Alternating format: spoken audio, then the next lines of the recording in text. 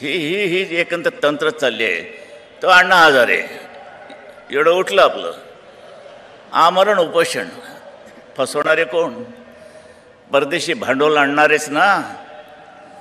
त्यांना काय पाहिजे होतं? देशाची संसद आपल्या हातात पाहिजे होती. आपलीच माणसं वापरली जात आहेत आणि फुकटात हे होत आहेत, नामशेष होत आहेत.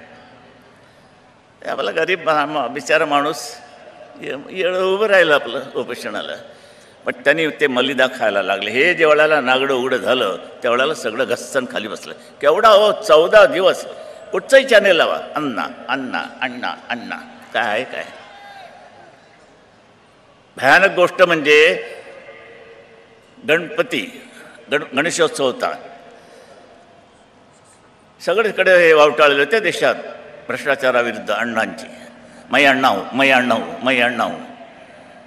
आणि असं झाल्यानंतर ती कोण एक नटी तुमच्या शबाना आझमी, दिया मिर्झा वगैरे टोप्या घातलेला आहे, मै अण्णा हो. बाई वरचा विचार केलास तू अण्णा आहे, पण बाकीचं काय? काय टोपीने बदल झाला का काही? तू अण्णा कशी होशील? तू बाई आहेस. उगीच कशाला अण्णाला दुखवतेस? गणपतीचे एक विचित्र दाखवतो. चेन्नईमध्ये गणेशोत्सवमध्ये गणपतीच्या डोक्यावरती मै अण्णा हो बोला. मग मी एक व्यंगचित्राची आता सध्या काय आहे सुरुवात म्हणजे व्यंगचित्र काढतो मधून अशी एवढं घरी घरी बसल्या. हात थरथरतो. ज्या हाताने केवढ्या भल्या लोकांना हात थरथरायला लावलं आहे तो वैमानेपणे आता जर हात थरतो ते कधी हातात वळ येतात. मग हे ॲक्युप्रेशर वापरावं लागतं.